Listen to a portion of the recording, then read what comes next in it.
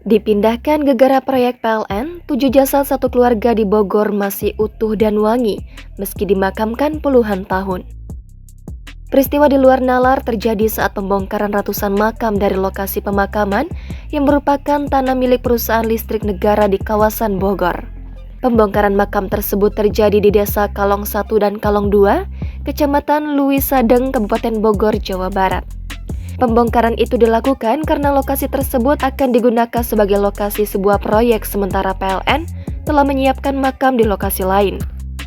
Adapun jumlah makam yang terdampak sebanyak 211 makam di mana 43 makam sudah dibongkar. Yang membuat warga heran terdapat 7 jasad yang masih sekeluarga yang masih utuh bahkan wangi saat pembongkaran makam. Ada yang masih utuh itu kemarin ada 7, semuanya ini udah dimakamin sekitar 20-30 tahun lalu. Ketua RT 7 Desa Kalong 1 Satria dikutip dari Tribun News Bogor pada Selasa 5 September. Jasad yang masih utuh tersebut adalah Sanijan, Suarma, Nurjana, sama Mariam, Termudi, dan Supendi. 5 dari jasad yang masih utuh dan wangi tersebut adalah keluarga dari Ketua RT 07 Desa Kalong 1 Satria. Bahkan 2 jasad diantaranya memiliki aroma wangi seperti bunga ketika dibongkar.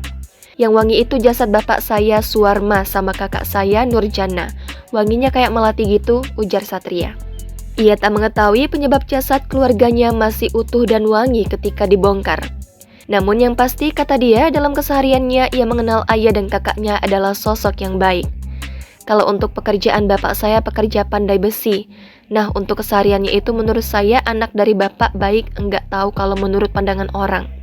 Untuk ibadah itu kewajiban jadi bapak, sering ibadah dan bersosialisasi dengan baik, ungkapnya.